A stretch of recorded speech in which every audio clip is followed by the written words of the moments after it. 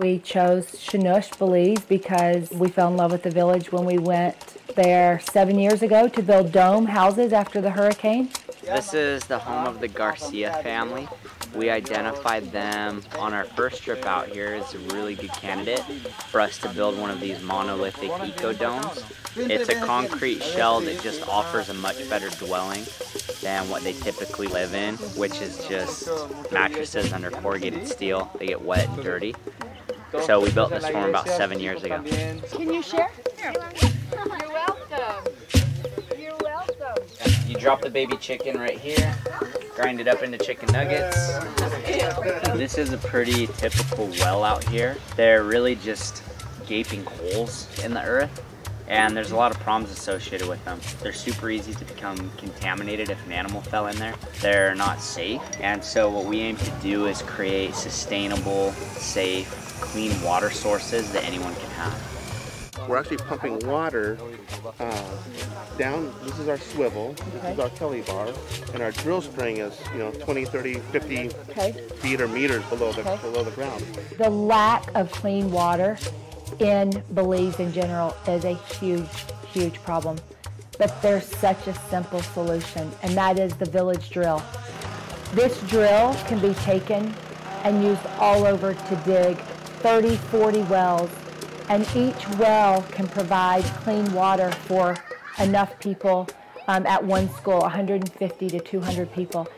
After going to Chunox and meeting these villagers and spending time with them and becoming friends with them, and it was no longer about a service project, and as relationships were built and friendships were made, I knew that after seeing what I saw and the lack of fresh and clean water, I had to do something about it.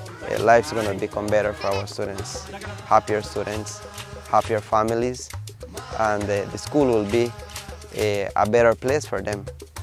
But going beyond borders, we're very careful to make sure that any dollar that is given to the organization not only winds up in the hands of people that need it, but goes towards something that's going to be perpetual and be sustainable. We've been doing this for a lot of years, and we've learned that it's less effective to just use dollars to buy something to give to somebody, because that's akin to giving a person a fish. We found it far more effective to teach people how to fish.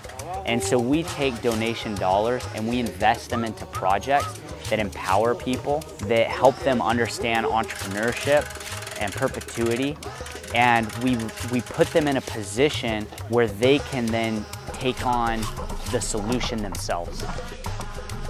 All of our projects are geared around empowering local people with these third world problems to solve their own problems, create their own solutions, and perpetuate them. On all of our projects, we personally have team members on the ground. We invite anybody that donates to come on these projects to see how the dollars get used, but it flows straight to empowering people and improving the quality of life for people that just aren't aware of the opportunities that exist around them, or just don't have the understanding or the resources to be able to improve the quality of their own life in these specific ways. We teach them how to do that and give them the tools so that they can do that.